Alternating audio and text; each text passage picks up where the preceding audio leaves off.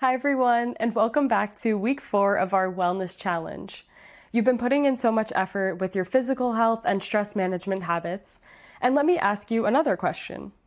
How often do you think about your relationship with technology as part of your overall wellness? Take a moment to reflect. Are there moments during the day where you reach for your phone without even realizing it? And what do you usually do when you pick the phone up? If you're feeling stressed, do you find yourself scrolling for comfort? And does it actually help?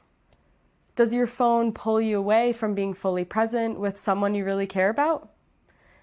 This week, I want us to experiment with what's called a digital detox challenge. Don't worry, this isn't about throwing your phone away or tossing it out the window, although sometimes I want to. It's about noticing your habits, choosing one small boundary, and replacing mindless scrolling with something that nourishes you. So here are some questions to guide you through this.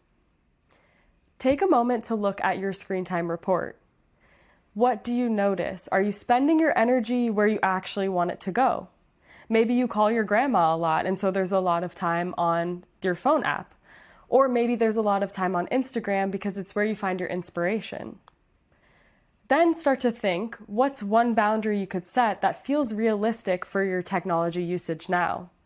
Maybe it's just no phones at the dinner table, or no scrolling for the first 30 minutes of your day, setting an alarm and pressing, okay, 30 minutes, I'm not going to go on my phone.